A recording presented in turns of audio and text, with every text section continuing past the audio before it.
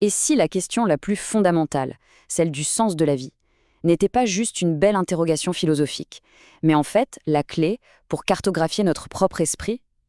C'est le pari un peu fou du penseur Max Lüscher, et on va voir ensemble comment cette idée a potentiellement tout changé. Voilà, tout commence ici. Pour Lüscher, cette question, ce n'est pas du tout une distraction pour intellectuels. Non, c'est le moteur de tout. C'est la quête de ce qui nous fait avancer, de ce qui donne une vraie direction à nos choix. En bref, c'est la recherche de notre boussole intérieure. Alors, pour bien comprendre sa démarche, on va suivre son parcours. On partira de la question qui le hantait, puis on découvrira l'idée de génie que lui a soufflé son prof.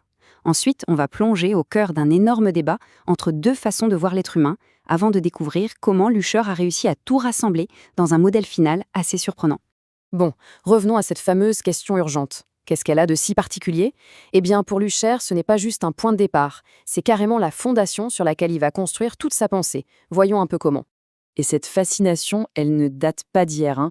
Il faut s'imaginer, à seulement 16 ans, un âge où on a souvent la tête ailleurs, Lüscher, lui, est déjà tellement à fond dans le psychodiagnostic qu'il obtient une autorisation spéciale pour aller à l'université. Ça en dit long sur l'intensité de sa quête quand même. Mais voilà, une quête pareille, ça ne se mène pas en solo. Comme bien souvent, c'est une rencontre qui va tout faire basculer. Lüscher va être très marqué par ses professeurs, mais il y en a un en particulier qui va lui donner la pièce manquante de son grand puzzle intellectuel. Pendant ses études, il côtoie pas mal de grands esprits.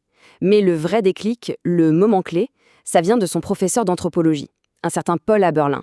C'est lui qui va l'initier à une manière de penser totalement différente, la phénoménologie. En gros, l'idée, c'est de s'intéresser à la structure de nos expériences, pas juste à les décrire. Et c'est là que tout s'éclaire. Haberlin, il faut savoir, était un critique féroce de la psychologie de son époque. Pour lui, elle était construite sur du sable, elle n'avait aucune base solide. Il était convaincu qu'il fallait tout raser et tout reconstruire sur des fondations complètement nouvelles. Pour bien piger son idée, imaginons que la psyché humaine est une maison.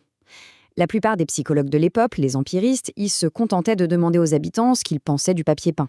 C'est sympa, mais Haberlin, lui, trouvait ça superficiel.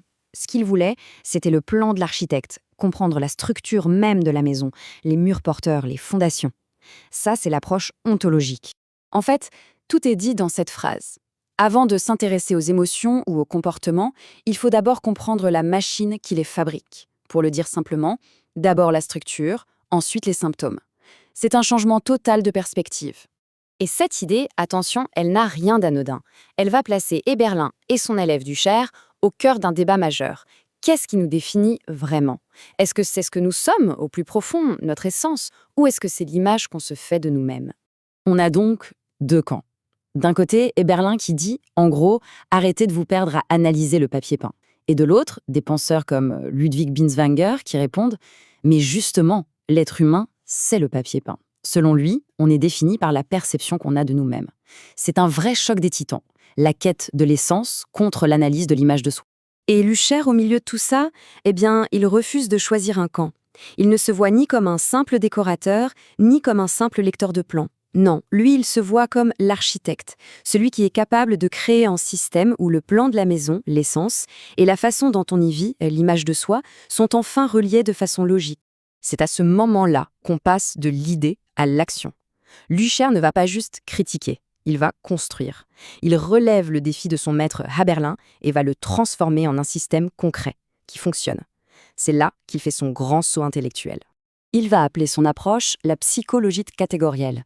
Bon, le nom est un peu compliqué, c'est vrai, mais l'idée derrière est juste révolutionnaire. Au lieu de partir de ce qu'on observe, les émotions, les comportements, il part de quelques principes de base, des sortes de briques logiques, et il en déduit tout le reste. C'est un peu comme faire de la psychologie à l'envers. Sa méthode, elle se fait en 3 temps. D'abord, il prend son maître mot. Ok, partons de la structure. Ensuite, il définit les briques de base de cette structure, les catégories fondamentales de notre relation au monde. Et enfin, un peu comme un mathématicien, il déroule la logique et en déduit l'infinie variété de nos expériences. C'est une construction implacable. Mais attention, toute cette théorie ne reste pas juste des mots sur du papier, loin de là. Tout ça va déboucher sur un outil très visuel et très pratique, un véritable modèle de notre fonctionnement intérieur. Et voilà, l'aboutissement de tout ce long cheminement, le cube de Lüscher. Il ne faut surtout pas se fier à son apparence un peu simple. Ce n'est pas juste un petit schéma, c'est une véritable carte de l'esprit humain. Le résultat de sa quête pour une psychologie qui soit enfin construite sur du roc et non plus sur du sable. La grande force de ce modèle, c'est qu'il montre que rien dans notre esprit n'est isolé, tout est connecté. Ce cube, il permet de visualiser comment notre psyché se régule toute seule, en permanence, un peu comme un thermostat. Et surtout, il offre une grille de lecture pour comprendre et classer tous nos comportements de façon logique. Ce qui nous amène à une question assez vertigineuse au final. Si Lucher a raison, si notre esprit fonctionne vraiment comme un système logique, est-ce qu'on passe assez de temps à essayer de comprendre les règles du jeu? Ou est-ce qu'on se contente de regarder les joueurs en se demandant pourquoi ils bougent comme ça? Voilà, de quoi méditer.